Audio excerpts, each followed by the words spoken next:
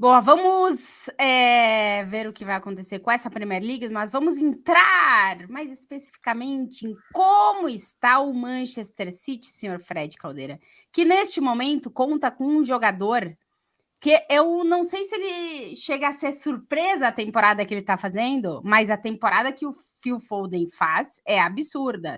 Ontem ele fez um hat-trick na vitória de 4-1 do Manchester City sobre o Aston Villa, e é um jogador que está numa crescente, né, Fred? Sim, sim. Phil Foden protagonista, né? A gente pode, mais pro fim da temporada, debater o melhor jogador do City, e o Rodri vai ter que estar nessa conversa também, assim como o Foden, mas o Foden, nessa temporada, ele é mais protagonista do que Kevin De Bruyne, ele é mais protagonista do que Haaland, até por uma questão de disponibilidade, né? Esses últimos dois nomes, principalmente o De Bruyne, passaram muito tempo fora. E o Foden, inclusive na ausência do De Bruyne, revezou um pouco com o Álvares aquela função ali de Kevin. E foi muito bem. Cara, o mais legal do Foden é ver, porque eu tô aqui, acompanhei toda a trajetória dele, né? Ele saindo da base, ele e o Sancho sem paciência, foi para o Borussia Dortmund e conseguiu outra trajetória com muito sucesso também. O Foden foi ficando e aos poucos ele foi conquistando o próprio espaço, mas como ponta, né? Então ele foi quase que literalmente pelas beiradas ali do campo.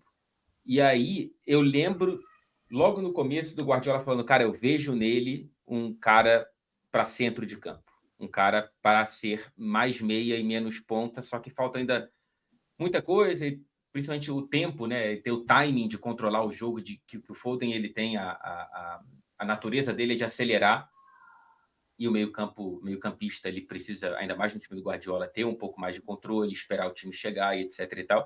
E ele tá ganhando isso aos poucos e tá virando um cara extremamente perigoso pelo meio-campo, né? Ontem o Guardiola falou pela primeira vez que ele sente que o Foden tem o talento do gol, tem o faro de gol ali, que ele pode ser um cara que cada vez mais vai marcar gols e dar assistências por aquela faixa central do campo. O problema é que é nessa faixa central do campo também que o Kevin De Bruyne brilha, né? Então, a gente tem um começo de passagem de bastão. O contrato do Kevin De Bruyne vai até o fim da temporada que vem. O Foden dá tons de que vai ser o novo De Bruyne, né? Mas ainda tem um tempo considerável dos dois juntos, entre aspas, disputando a mesma posição. Vocês acham que esse crescimento que a gente está vendo do Foden nessa temporada, ele está diretamente relacionado ao Kevin De Bruyne não estar disponível? Se o Kevin De Bruyne estivesse disponível, não estivesse sofrendo com lesões, a gente estaria vendo esse Foden? Acho que ele não ganharia tantas oportunidades, né? Porque, assim, eu entendo totalmente que é o cenário perfeito que você tenha na troca de bastão, porque, assim, o Foden tem 23, o De Bruyne 32. Então, você ter a interseção em que um tá chegando no seu auge e outro talvez tenha, o quê, mais 2, 3 anos no auge, perfeito que você tenha os dois em grandíssimo estágio, mas você não tem espaço para os dois, especialmente pensando nesse movimento que o Fred falou do Foden sendo mais centralizado. Porque apesar dele estar sendo mais centralizado, na teoria, não sei, na verdade, nem se ele está se afastando do gol, né? Ele só está, talvez, numa movimentação um pouco mais lateral do que necessariamente de distância do gol. Mas ele tem uma temporada, de números melhores em termos de gols e assistências do que as últimas. Eu acho que, inclusive, é número de gols e assistências, agora eu não lembro exatamente quantos, mas melhores que temporadas do Kevin De Bruyne, né? Uhum. O Foden, participação em gols, eu acho que o Kevin dá mais sensação de que tá sempre ali. Talvez ontem o que o Guardiola tenha dito até vai mais ou menos nesse sentido. Mas a efetividade dele, a capacidade dele de criar em espaços muito curtos, com dribles, condução de bola, são coisas que o Kevin não tem. E eu acho que sim, a melhora dele está ligada à saída do Kevin De Bruyne do time, porque senão eles ocupam o mesmo espaço, o Foden tem que ir para o lado do campo, onde ele participa menos, onde ele tem normalmente mais que segurar a bola para dobrar a marcação em cima dele e abrir espaço por dentro, e ele é mais perigoso por dentro, ele é melhor jogador hoje por dentro do que por fora. O crescimento dele passa por quando o De Bruyne não está, ele poder jogar naquela faixa de campo onde ele está sendo, ele e o Rodrigo, os dois melhores jogadores da temporada do Manchester City. A gente pega da temporada passada, o Gundogan saiu, o De Bruyne, o Haaland e o Grealish se machucaram muito, o Rodri se manteve, excelente nível, e o Foden cresceu. A temporada dele é muito boa. Ontem, não só os gols, mas assim, passe para Julián Álvares, passe para Bernardo Silva, que aliás deu uma queda também nas últimas semanas. Sim. Na temporada, acho. A temporada do Bernardo é abaixo. É a temporada do Foden do Rodri. Mas eu acho que a questão do Bernardo é que ele se sacrifica muito pelo time, né? Você não sabe qual é a posição do Bernardo, cara. Porque o Guardiola usa ele em todas. Ontem ele jogou do quê? Ontem ele jogou do quê, Fred? Então, ontem ele jogou como segundo homem, né? Ele jogou na Como posição segundo do volante. Kovacic. Ele jogou, Nossa então. Senhora. E Mas aí já brilhou muito assim. Não, ele sabe jogar em todas, né? Uhum. Voltamos à planilha do Excel. Ele sabe jogar em todas, inclusive de ponta direita, se for preciso, né? Uhum. Pensando no Foden mais centralizado ou no De Bruyne, ele pode jogar na ponta direita, mas ele pode jogar também de segundo volante, ele pode jogar de meia e ele já jogou até de lateral esquerdo. Não foi nessa temporada, se eu não estou enganado, mas já jogou com Falso 9. o Guardiola. Então, assim, é óbvio que o melhor Bernardo, para mim, é ocupando a faixa direita do campo pelo corredor e explorando o corredor central muitas vezes. Né? Foi assim que ele jogou contra o Real Madrid na temporada passada e ele foi o grande destaque da classificação, né? Então eu acho que essa queda de rendimento do Bernardo tem a ver também com a necessidade do Guardiola de o tê-lo em outras funções que não é a melhor, né? O cara sabe fazer uma coisa muito, muito bem e outras bem. Então vai É que cair. o Guardiola precisava que o Bernardo virasse o Gundogan. E o Bernardo não é Gundogan. O Bernardo é outra coisa. Então, o Guardiola não achou o Gundogan. Não há Gundogan nesse elenco. Não é o Kovacic, não é o Matheus Nunes. O Bernardo não virou isso. E aí vai tentando trazer outras características para aquele meio campo, né? Assim, o Gundogan ele foi virando, cara, o autor de gols importantíssimos, pisava sempre na área. O Rodri vem pisando cada vez mais na área, né? Agora sim o Gundogan. Já pisava na temporada passada ao lado do Gundogan. Enfim, essa é uma posição um pouco ainda não completamente, não plenamente preenchida. Agora, o Foden e o De Bruyne, eles podem jogar juntos, se alternando, né? Não é o ideal, nem para um nem para outro. Mas volta e meia, a gente vê o De Bruyne indo para a ponta. Ele adora aqueles cruzamentos fechados, né? Que fazem aquela curva para pegar qualquer desvio e matar o goleiro. E o Foden por dentro. Mas são características muito diferentes. Quando o De Bruyne vai para a ponta, ele dificilmente procura o Foden por dentro. E quando o Foden está na ponta, ele procura o De Bruyne por dentro. Então, assim, às vezes, quando o Foden vai por dentro, o De Bruyne para a ponta, ele fica um pouco perdido ali no meio, porque ele não recebe aquela bola que geralmente vai de maneira aérea para a área. Duas coisas. Primeiro, que eu tava vendo os números, Fred, se eu não estou equivocada, o Phil Foden tem 21 gols e 10 assistências na temporada. São números de Bellingham no Real Madrid. O Bellingham tem inclusive o Foden tem uma participação a gol a mais, porque o Bellingham tem 20 gols e 10 assistências. É uma temporada realmente muito boa. E pelo que eu vi aqui, o De Bruyne ainda é o que tem mais assistências. Tem 13 assistências. Ou seja, ainda lidera... Em 15 jogos. Em 15 jogos. Realmente... problema. Essa parte é complicada. E avisando aqui vocês que a gente está falando, não vamos entrar no tema Rodri, apesar de eu ter sugerido na reunião. Vamos falar semana que vem sobre Rodri. Tem volante, ela tá dentro. Tô dentro. O Polêmicas Vazias dessa semana será Rodri contra Busquets. Porque é um Polêmicas Vazias, né? Então, come arroz e feijão, Rodri. Temos superchats, inclusive, mande seu superchat para participar deste programa. O Felipe Coutinho manda o seguinte: vocês são muito técnicos, trabalho excelente com o coração, especialmente para o Arthur. Siga representando a quinta série, amigo, eu sou teu fã. Ele elogia a parte técnica, depois ele vai na quinta série. Gosto. É exatamente o nosso tom aqui nesse programa. Isso é verdade. Exatamente. O Super Messi, Marcelo Beckler, foi citado. Acham que o Foden tem potencial para superar a tensão nível de Zidane como esse meia mais ofensivo? Estamos falando de palavras maiores aqui, hein? Estamos entrando no Alguém quer responder isso? Eu tô tentando lembrar do Zidane com 20 e poucos anos. Acho que ele ainda estava É que sabe o jogando que, na França, não sabe estava nem o na que Juventus. acontece? Eu acho que a geração do Zidane, dessa galera aí, era uma geração que explodia e chegava no auge bem mais tarde Bem mais do que tarde. essa nova geração. Então, se a gente for pegar por idade, é muito complicado de comparar. Tipo, Ah. o Zidane foi contratado pelo Real Madrid quando ele já era bola de ouro, já tinha feito tudo que ele tinha feito na Copa do Sim, mas já Mundo. tinha vencido o Champions na Juventus. É. Sim, mas com 23 anos, provavelmente os números do Phil Foden sejam maiores e Não. melhores. Mas, Outro dia né? estava alguém falando, pô, o Palmer se prestasse, não tinha saído do City, então deve ser ruim. Cara, com 21 anos, Exato. o Foden, o De Bruyne não prestava pro Chelsea, né? Exato. Pra gente lembrar. Esse ponto é complicado. Mas assim, Desesperado. é muito exagerado ainda fazer qualquer tipo de comparação de Foden com o Zidane, tá? Exato. Não existe. Assim, Não, e nunca, assim, na minha São visão, são características. jogadores diferentes e o Zidane Sim. é características diferentes e o Zidane é one of a kind. Ó, Fred, ó. É uma espécie só, cara. Eu jogava Aqui é de uma arrepiado. forma o Zidane que eu nunca vi um jogador jogar. Não, A elegância é totalmente diferente, organização, domínio de bola, enfim. era outro tipo de jogo também, outras características de meio-campista, né? Sempre muito complicado avaliar gerações de futebols diferentes, né? Trazendo um pouco para a realidade, o Jack Grealish comparou um pouco com o Rooney.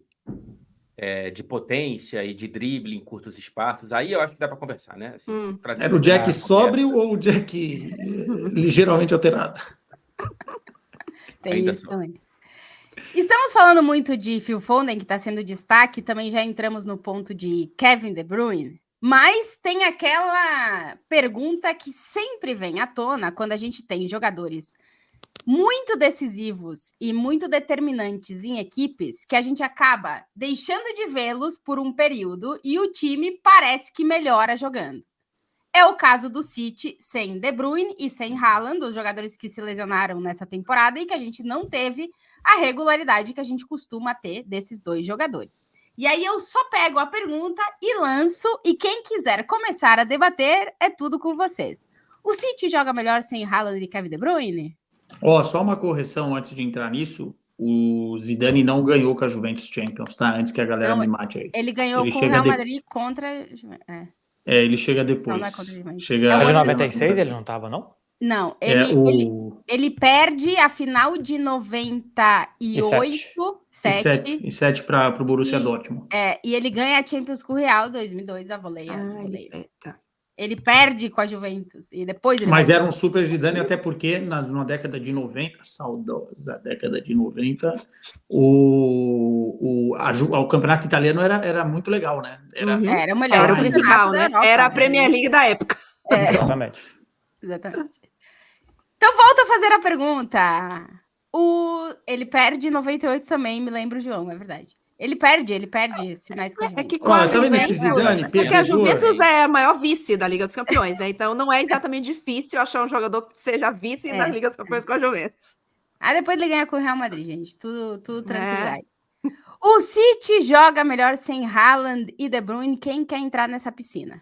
Então, isso é uma coisa que eu tô pensando desde ontem, porque ontem era um jogo muito duro, que para mim foi o pior jogo que eu já vi o time do Manchester City fazer desde que o Guardiola chegou, e talvez um time do Guardiola, que é o jogo do turno, né? Cada jogo tem uma história, cada jogo é um mundo diferente, mas é aquele jogo que o Manchester City só finaliza 2 vezes no alvo, no jogo de ida. Não tá o De Bruyne e tá o Haaland. O Haaland, inclusive, finaliza as 2 no mesmo lance, 2 boas defesas do Dibu Martínez. E ontem, sem esses 2 no time, pela escalação, eu falei, hoje vai ser muito complicado pro Manchester City, e é uma exibição, assim. O contra-ataque do gol do Villa é muito mal defendido, inclusive pelo Bernardo Silva, que larga a jogada completamente no meio. O Bernardo desiste do lance antes do Aston Villa passar do meio campo. Mas a capacidade que o Manchester City teve ontem de achar espaço numa defesa fechada, e se você pega o desenho dos gols, o primeiro gol do Rodrigo, aquela bola quando vai no fundo, se o Haaland está, essa bola tem um imã para ela ir para o Haaland. Não é culpa do Haaland. É que eu também, se eu tô na linha de fundo, eu tento achar um grandalhão de 2 metros de altura dentro da grande área. Não tento ver quem tá chegando na segunda linha e pode ser que chute. Que foi o que fez ontem. O quarto gol, acho que é o quarto gol, a movimentação do Julián Álvares para puxar a marcação e que abre espaço para o Rodrigo fazer o passe para o Phil Foden, enfim, o Manchester City teve mais capacidades via movimentação de achar espaço, e eu acho que isso aconteceu em parte da temporada, aquela parte da temporada que o Haaland se machucou, ficou 2 meses fora, que ganha do Fluminense, que tem uma boa arrancada até a volta do De Bruyne, que começa a entrar em momentos pontuais dos jogos e decidir partidas. Para mim foi a parte mais estável do Manchester City na temporada. E nem De Bruyne nem Haaland voltaram 100%. Eu tenho a sensação de que hoje o time flui mais, que todos os outros jogadores jogam mais quando eles não estão, porque eles são ímãs da bola. Se o De Bruyne está em campo, é normal que ele termine as jogadas com o último passe, que o Haaland termine com a finalização. E quando eles não estão, é mais repartido entre os jogadores as responsabilidades, a movimentação, e que as coisas funcionam melhor. Dito tudo isso, semana que vem tem um Real Madrid e Manchester City. Eu jamais escalaria o time sem os dois. Nenhuma chance de deixar os dois no banco para colocar Bernardo Silva de segundo homem de meio campo, para colocar Julián Álvares como 9. Mas eu tenho a sensação de que pelo menos no momento que os dois estiveram fora, o time não jogou pior sem eles do que depois que eles voltaram. Ou jogou igual, ou jogou um pouco mais. Os jogos grandes do Manchester City falhou essa temporada para mim. Liverpool, Arsenal, Tottenham, Chelsea, Newcastle, teve vários jogos grandes que o Manchester City não desempenhou.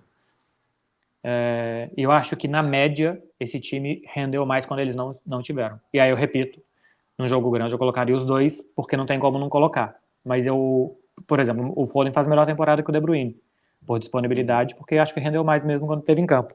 O Haaland, se ele não faz gol, ele não jogou. O Julián Álvares ontem perdeu alguns gols, não vive o seu melhor momento também, mas ele ajudou de outras formas que não fosse marcando. O Haaland é quase impossível que ele ajude o time se ele não mete o pezão 44 na bola para ela entrar de qualquer jeito. Porque ele é um fazedor de gols, ele é uma outra coisa. Tem 10 jogadores de futebol e ele é uma outra profissão que faz gols. Então, eu tenho a sensação que sim, tá? Que o time ou jogou igual ou jogou relativamente melhor. Mas num jogo grande que a gente vai ter daqui a 6 dias, 5 dias, eu colocaria os dois, evidentemente. Eu acho que assim, o City ele já ganhou uma Premier League sem o De Bruyne, né? Que foi a Premier League de 18, 19, 20, quando o De Bruyne fica a temporada inteira fora e o Bernardo Silva, que dá um passo adiante, é a grande estrela, o grande protagonista daquele título do Manchester City. Então, assim, não é novo o City conseguir repor a ausência de um protagonista, óbvio, e seguir mantendo mais ou menos o mesmo nível. Eu entendo o que o Marcelo diz, mas eu discordo da pergunta. Eu não acho que o Manchester City joga melhor sem o Haaland e sem o De Bruyne em campo. Inclusive, eu entendo que o Marcelo traz a temporada, mas eu acho injusta a comparação direta de Arsenal e Aston Villa, que algumas pessoas podem fazer, né? Assim, atacar o Aston Villa é muito mais fácil do que atacar o Arsenal. O Arsenal é a melhor defesa, sei lá, cara, da Inglaterra com sobras, né? Mas do futebol europeu tem minhas dúvidas quem bate de frente, porque tem certos momentos que parece intransponível mesmo. E o Guardiola tentou explicar a diferença de um jogo para outro, muito mais olhando para o todo do que para o Haaland ou para a ausência dele, né? E do próprio De Bruyne, falando como o posicionamento do próprio Rodri mudou de um jogo para outro. O Rodri contra o Aston Villa jogou na entrada da área adversária, o Rodri contra o Arsenal jogou no meio campo. E isso fez com que o City tivesse muito poucas peças para trocar a bola e criar chances de gol, né? Cara, o City precisa de De Bruyne e Haaland para jogos grandes. Só que ele precisa dos dois bem. E quando um dos dois não está bem, como foi contra Liverpool e Arsenal, aí sim o imã é um problema, né? Teve um momento do jogo contra o Arsenal que eu pensei, cara, assim, se o De Bruyne não entrar no jogo, acabou, assim, o City não tem o que fazer. E o Guardiola foi insistindo, tanto é que tira o Foden, tira outros jogadores e vai mantendo o De Bruyne em campo. Então, quando o De Bruyne não está bem, e ele não voltou bem dessa segunda lesão, da primeira ele voltou muito bem, dando assistências para todo lado, mas agora ele precisa pegar no tranco. Se o De Bruyne contra o Arsenal jogar diante do Real Madrid, o Manchester City tem um problema. Mas envolver o Haaland no jogo é uma missão do Guardiola, é um problema do Guardiola, não é um problema do Haaland, e o De Bruyne precisa clicar. A questão é que o City não consegue controlar muito isso, né? Então, assim, os dois bem é um time muito melhor. Cara, eu acho que é um problema do Guardiola e não do Haaland, relativamente. É um problema do Guardiola porque o Haaland é incapaz de se envolver no jogo. Mas A partir ele do sempre momento foi. Então, mas a partir do momento que ele não consegue, porque ele não tem ferramentas para isso, tô longe de achar que o atacante de quarta divisão, tá? Eu acho que ele tem uma outra profissão, ele é um fazedor de gols. Mas a partir do momento que ele não consegue fazer isso, você depende que os outros 10 estejam muito bem para que ele possa fazer o que o futebol é feito, né? Para que ele possa fazer os gols. Porque não é assim, Haaland, você é o Romário tinha ferramentas. O time Claro. escolhia que o Romário estivesse descansado por o máximo de tempo possível para que o Romário guardasse. Mas se você desse uma bola para o Romário, ele sabia chamar ela de bola. Ele sabia jogar futebol e ele jogava futebol muito bem. Só que ele era um cara que ficava descansando para que os outros corressem e que ele fizesse os 1000 gols que ele fez na carreira. O Haaland não. O Haaland ele precisa porque senão ele não chega. Ele precisa que o time o alimente, que o time faça com que a bola chegue em boas condições e que depois ele marque. E aí realmente ele marca. E aí acho que, se você for pegar, por exemplo, a temporada passada, o City faz menos gols que a temporada sem ele anterior. Acho que faz um gol menos em 2 ou 3 jogos menos, alguma coisa assim. A média de gols é idêntica. A diferença é que eu acho que em jogos difíceis, ele metia o pezão 44 na bola e destravava os jogos que antes o Manchester City teria travado até o final. Ainda Como que é nos que 3 você últimos sabe? jogos mais importantes ele Mas não tenha essa não é a marcado. grande diferença? De que ele vira mais uma arma de um time que já é muito bom? Uma coisa é você colocar um Haaland num time que não vai dar a bola, que não vai municiar ele. Aí, beleza, aí vira um jogador perdido, por melhor que ele seja. Eu acho que isso exemplo completamente fora de contexto, mas, por exemplo, o Vlahovic, para mim, é um baita jogador que é desperdiçado na Juventus, que a bola não chega nele, o time é ruim para chegar nele. No City, você já tinha um time bom, né? Então você faz chegar a bola e você tem uma opção de que no dia que o time não tá bem, cara, cruzamento pro pé 44 e ele vai fazer. Como é que vocês sabem que o pé dele é 44, gente? É que o Marcelo já falou várias vezes, eu tô... Não, gente. Pode ser 46, 48, Beckler. A gente Deve esteve ser- com ele. Deve ser A ainda gente maior. esteve... Pô, eu que filmei a entrevista tua com ele, não parei de olhar pro pé dele. Faltou esse questionamento aí. Então, enfim. Tá bom. Só acho que o que acontece é que as fórmulas e as receitas de bolo elas vão ficando cada vez previsíveis, né? E o grande desafio do Guardiola, temporada após temporada, é você tornar o time mais imprevisível, ter outras soluções. E ele, claro, na genialidade dele, vai encontrando isso temporada após temporada, porque senão você não tem fôlego para fazer o que o City faz há tanto tempo na Inglaterra. Talvez com o Haaland e com o De Bruyne, mal, porque bem, né, para mim, é o melhor da posição hoje no mundo. Bem, o De Bruyne é o melhor da posição no mundo.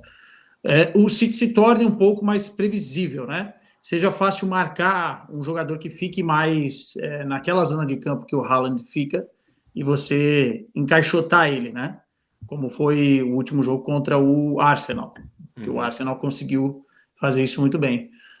Talvez sem esses dois, essa imprevisibilidade aconteça de uma forma fluida para um City que já está trabalhando uma reposição, como o Fred disse aí, depois do final do contrato do De Bruyne. Mas assim, conversa de bar agora, né? Que nem o Beckler falou.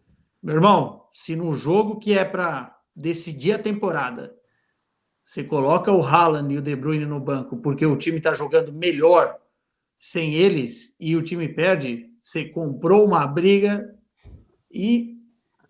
inenarrável. Eu não faria isso nunca.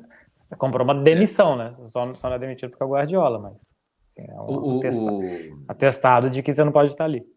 O ponto do Haaland e do City os dois mudam, né? Assim, o Haaland também tem que mudar muito para encaixar no jogo do Manchester City. O City tira campo do Haaland, campo que ele tinha no Borussia Dortmund, para dar mais bolas, para dar mais oportunidades de gol.